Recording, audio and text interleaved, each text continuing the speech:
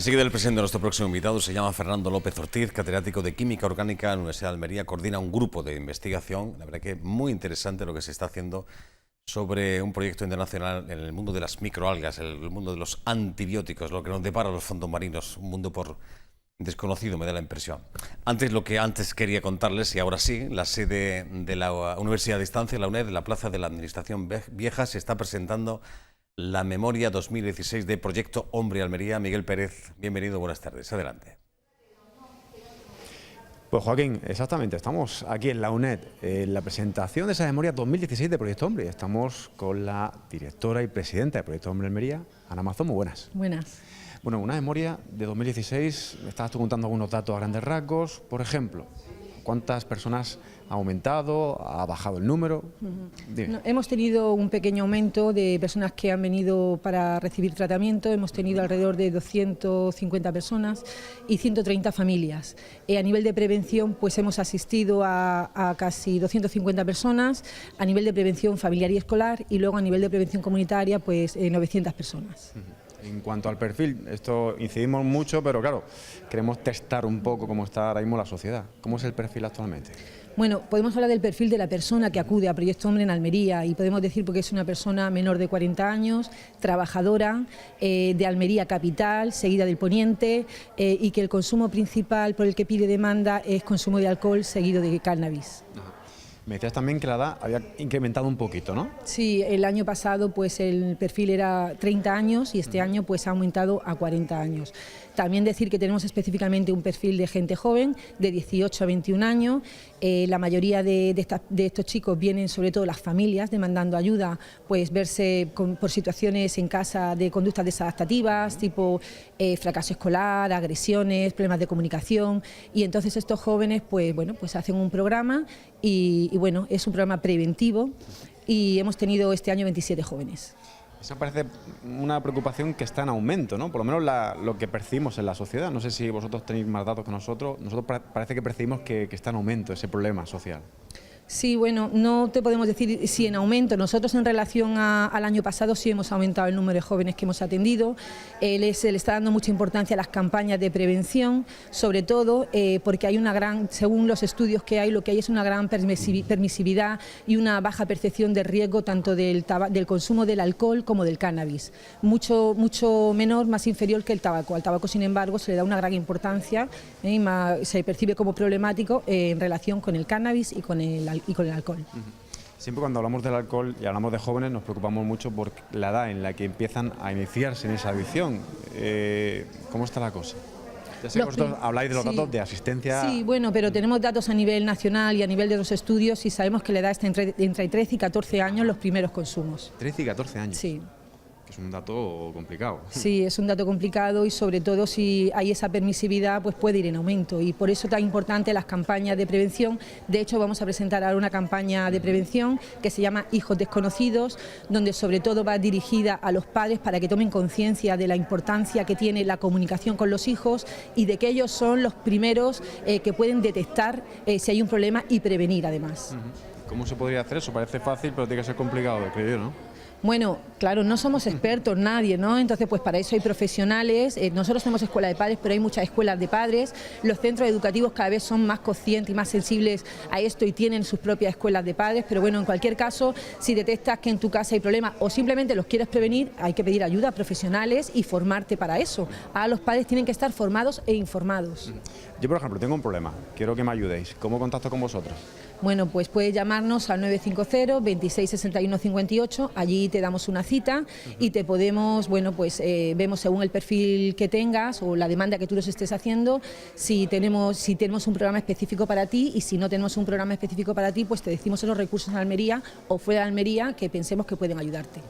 Y supongo que lo importante es romper la vergüenza, ¿no? El prejuicio que a lo mejor tenemos, ¿no? Por supuesto, y cuanto antes se pida ayuda, pues mejor. Es una tontería para que nadie se entere. Realmente las personas que están en casa escondidas para que nadie se entere, lo sabe todo el mundo, lo saben todos los vecinos y lo que hay que hacer es pedir ayuda porque cuanto antes se pida ayuda, antes se puede solucionar, porque este es un problema que se puede solucionar. Bueno, pues vamos a quedar con ese mensaje que se puede solucionar. Muchas gracias, Ana. Nada, a ti, a vosotros. Bueno, pues Joaquín, esto es parte, hay mucho más de esta memoria 2016 de Proyecto Hombre. Gracias, Ana, por atendernos y enhorabuena por la labor que hace Proyecto Hombre en Almería. Michel, gracias, hasta la próxima. Esto lo tocamos por encima hace unos días, a principio de semana, hablando con el director de la Oficina de Transferencia de Resultados de Investigación, Fernando Diánez. Mañana, por cierto, les recuerdo que se celebra la Noche Europea de los Investigadores en Almería, con 110 actividades, 72 tendrán lugar en la Rambla Federico García Lorca. También la delegación del Gobierno va a ser otra de las sedes y el Mirador de la Rambla, en fin, para que situar. Mañana algo intentaremos contarles.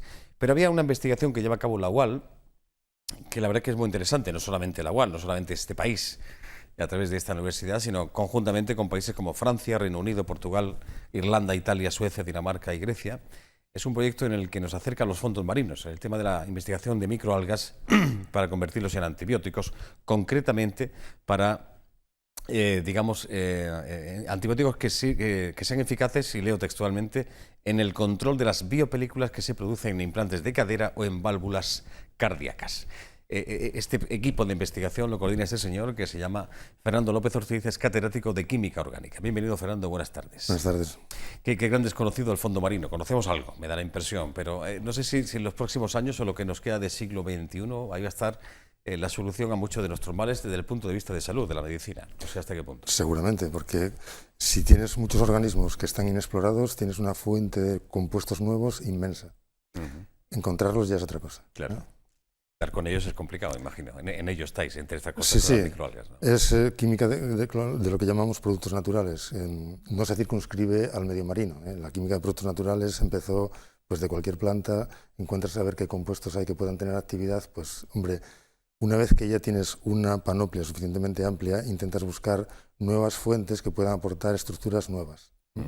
Por nuevas entendemos que tengan una estructura que sea radicalmente diferente de las que ya están conocidas, porque eso te ofrece la oportunidad de que su actividad sea mucho más potente.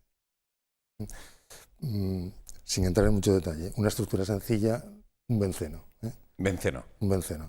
Tú le pones un grupo metilo, tienes un compuesto distinto, pero esencialmente sigue siendo la misma cosa. Tiene unas propiedades ligeramente diferentes, pero no varía demasiado. Lo que buscamos es tener algo que sea radicalmente distinto para que la actividad sea tan potente como se necesita para combatir lo que ahora es un problema muy serio, que es el tema de las bacterias resistentes per se y aquellas que además desarrollan biopelículas en implantes médicos. Hay un informe de la Organización Mundial de la Salud, y estos son datos reales, ¿no? Se estima que las bacterias resistentes a los antibióticos causan 25.000 muertes al año en Europa y 700.000 en todo el mundo. Si no se toman medidas urgentes, en 2050, que parece que está muy lejos, pero está más cerca de lo que parece, morirían unos 10 millones de personas al año por infecciones bacterianas, casi 2 millones más que las muertes que produce el cáncer, por ejemplo. O sea que estamos hablando de algo más serio de lo que parece. Sí, la cuestión es que nos hemos acostumbrado a que cuando tenemos una infección por una bacteria, pues asociamos automáticamente que nos dan un antibiótico, y es más, hemos pasado de tener antibióticos que los tomábamos una semana a aquellos que los tomamos durante 3 días y ya el problema se resuelve. ¿Qué ocurre? Que si hay que razonar de una manera muy sencilla. Las bacterias son seres vivos, igual que nosotros. Intentamos sobrevivir. Claro. Entonces, si tú lo tratas con un antibiótico, la bacteria, muchas morirán, pero aquella que sobreviva se hace resistente a ese antibiótico. De manera que, si se hace resistente, necesitas aportarle otro distinto que se la pueda cargar. Significa que de nuevo empieza el ciclo. Me intento hacer resistente y así sucesivamente. ¿Qué ocurre? Que como resulta más cómodo para el paciente tratarse durante 3 días, viene siendo muy habitual que te tomes un antibiótico demasiado potente, no te lo tomes tú, sino que te lo recomienden o te lo prescriban, un antibiótico demasiado potente para aquello que necesitas, pero tú ya has pasado el umbral de dificultad. Significa que si las bacterias que tú te encuentras ya se han hecho resistentes a lo último que existe, ya no te queda defensa. Claro. No sé si la automedicación influye en esto que estás diciendo, Fernando. Bueno, la automedicación influye, pero yo creo que es más un problema de que generosamente, en todo el mundo, no solamente aquí, se prescriben porque hay también una potencia detrás de las farmacéuticas que les interesa vender y vender lo último. Efectivamente, el poder de las farmacéuticas. Hay un vídeo que me gustaría que viese que está subtitulado en castellano, se puede leer, aunque la voz en off es en inglés, que habla un poco de este proyecto de investigación del cual estamos hablando. Vamos a verlo, adelante.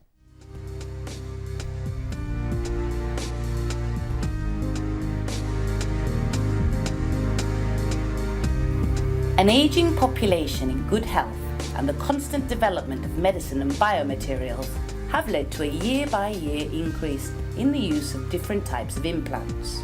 Orthopedic, dental, cardiac and breast implants are the most common types, and their principal objective is to prolong the life of the population in the healthiest conditions. For instance, more than 800,000 joint prostheses are implanted in the European Union every year, and almost all patients admitted to hospital need a vascular catheter. Infection is the most challenging and frequent problem associated with the use of foreign bodies in medicine. Microorganisms are able to attach to the implant surface, and once there, they are able to produce an extracellular matrix forming a complex structure that we know as biofilms. The problem with these biofilms is that they are highly resistant to host immunity and also to any kind of antibiotics. In addition, as the demand in the number of medical implants is expected to increase substantially over the coming decades, so too will the number of infections. As a consequence of the biofilm resistance to the antibiotics, the treatment of an implant infection often requires the removal of the device. This means that patients should undergo two additional surgeries that were not previously planned, with important consequences for the patient's health status. In addition, it is necessary to give antibiotic treatment for a long period of time that is associated with potential adverse events. The economic burden for the society is very high. The direct costs of an implant infection is approximately 50,000 euro, but we have to take into account the indirect costs associated with patient disability, for example, nursing homes, rehabilitation. And according to all this information, the cost associated with orthopedic implant infections, for instance, is around 800 million euros just in the European Union. Recently, the No More Film project began as an initiative bringing together 15 institutions from 9 European countries. These institutions will... Bueno, sigue un poquito más, pero bueno, es una introducción para saber un poco, en fin, sobre todo los datos del coste para los gobiernos que conlleva este tipo de implantes, en fin, la rehabilitación, como decía, residencia de ancianos, etcétera, etcétera. Sí. Y el coste humano, porque por supuesto, claro, por supuesto. La hospitalización te cuesta, pero imagínate que tienen que reemplazarte una válvula cardíaca, que significa que has tenido el problema de la biopelícula, pero no excluye que la nueva que te implanten vuelva a reproducir el problema. ¿A qué llamamos una biopelícula? Biopelícula, como se dijo en el vídeo que tenemos ahí, es simplemente que las bacterias que tenemos en el flujo sanguíneo encuentran una superficie exógena, eso que el implante que nos colocamos. Entonces comienzan a depositarse. En las etapas iniciales no es un problema mayor que el de las propias bacterias aisladas. Simplemente, si tuviésemos un antibiótico capaz de combatirlas, se eliminarían y no había infección. En el momento en el que hay suficientes bacterias depositadas en la superficie, se comunican entre sí, crean una película, una matriz, por encima de ellas que las protege. De manera que, incluso si las bacterias eran tratables con antibióticos, ahora ya no, porque el antibiótico no es capaz de penetrar hasta donde están las bacterias. Con lo cual, en esos casos, si ese problema surge, también hay que decir que no le va a pasar a cualquiera que tenga un implante. Es un 7% de los implantes. No es un problema que si me implantan algo estoy perdido. Pero si ocurre, el problema es serio porque una vez que está generado la biopelícula, el tratamiento finalmente es reemplazarlo, el dispositivo, por otro nuevo. Resonancia magnética nuclear. Esta es la investigación que se está haciendo, que estáis haciendo aquí en la Universidad de Almería, ¿no? Sí. Nuestra tarea dentro del proyecto es, una vez que se disponga del compuesto, hay que aislarlo, hay que identificarlo. Entonces hay todo un proceso antes.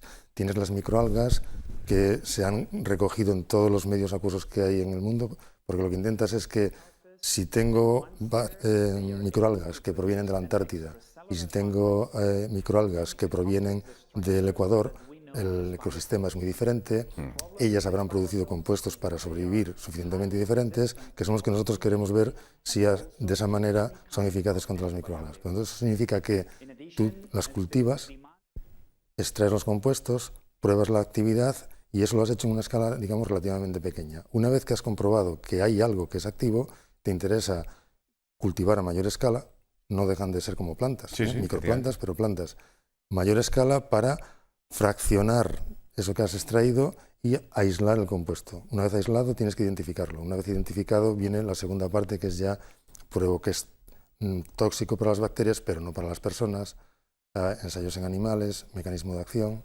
Hasta que llegue al ser humano, imagino que es... Es un proceso largo, como cualquier descubrimiento de un fármaco. Digamos que lo que pretendemos es relativamente ambicioso, porque en 4 años de proyecto querremos cubrir lo que es la etapa preclínica del desarrollo de un fármaco, que habitualmente son 6-7 años. ¿Hay presupuesto para esto? Bueno, no nos podemos quejar porque la Unión Europea en estas cosas es bastante generoso y digamos que nos ha dado todo lo que hemos pedido, con lo cual si no hay más es porque no lo hemos pedido. Vale, eso está muy bien. ¿Estás viendo algunas imágenes? Sí, esos son los tubos de resonancia magnética nuclear, que es donde colocamos las muestras que nos mandan, porque no hemos estado parados esperando a ver si tenemos el compuesto aislado, sino que como se están estudiando microalgas, que son nuevas todas ellas, cada una de ellas produce un conjunto de metabolitos. Entonces, la propia caracterización de esos metabolitos es interesante, en el conjunto. Claro. Eso es el ensayo biológico en el cual se ve donde no hay circulitos, significa que ha habido actividad. Donde hay circulitos es que ha habido, eso es el fraccionamiento, es la etapa en la que estamos ahora. Eso está haciéndose en la Universidad de Oviedo, es decir... Fraccionamiento, dividir Exacto. En cada extracto contiene pues miles de compuestos. De ellos, activos será 1 o 2, lo cual significa que está en una cantidad muy pequeñita. Entonces, fraccionar significa dividir eso hasta que consigues aislar el que te interesa. Vale. Interesante esto. Mañana, por cierto, con motivo de esta Noche Europea de los Investigadores, esto que nos estás contando lo vas a ofrecer, los avances que hay de este... Sí, pero bueno, que nadie espere ver por ahí un aparato de resonancia magnética nuclear, porque entonces, hombre, no es que sea imposible, pero no es muy conveniente. ¿Qué te parece este tipo de actividades? Sacar la ciencia a la calle y explicar a la gente qué se está haciendo, como lo que estás haciendo hoy aquí en un plato de televisión. Muy bien, hombre, es una cosa necesaria porque da la sensación de que vivimos ahí en un mundo aislado y que trabajamos en cosas que nos interesan a nosotros mismos nada más. Claro. Entonces yo creo que está muy bien, que además inclusive es la manera de que la gente que se acerca por allí pueda preguntar por sus inquietudes, no solo de Nomorfin. Efectivamente. Dicho así, tampoco significa que me vayan a preguntar cuál es la primitiva, porque yo tampoco lo sé. No lo sabe, no. Bueno, esto resumidamente, pero es un proyecto muy interesante. Hay mucho tiempo por delante para llegar al ser humano, como estaba contando Fernando, pero los inicios, los primeros pasos ya se están dando, e imagino que con buenos resultados positivos. Sí. De todas las microalgas que estaban previstas ensayar, que son unas 4.000, hay ensayadas ya 600 y en esas tenemos seleccionadas 20 que han sido muy activas, y de esas 20, 7 que tienen prioridad máxima porque han sido muy activas contra lo que queremos, pero contra varios de los microorganismos, no solo contra uno. El futuro de los antibióticos está ahí en el fondo marino, esperando a descubrirlo para luchar con ciertas bacterias que se han hecho inmunes y que causan muertes. Antes hemos dado datos concretos de comparación en los próximos años a 2050, que van a superar incluso el número de muertes al cáncer, que se dice pronto esto. Gracias por la visita, Fernando. Ha sido un placer. Muchas gracias a vosotros por la oportunidad de exponer someramente qué es lo que hacemos. Por cierto, quisiera nombrar a tus compañeras, que se llaman María José Iglesias y Raquel María Soengas. Exactamente. Y entre los tres estáis trabajando. Sí, somos el grupo de la UAL dentro de este proyecto. Claro. Muy bien. Bueno, pues esto va a ser complicado, Eduardo. No tenemos... ¿Hacemos una pequeña pausa? ¿Sí? Pues venga, vamos a ello, enseguida de vuelta.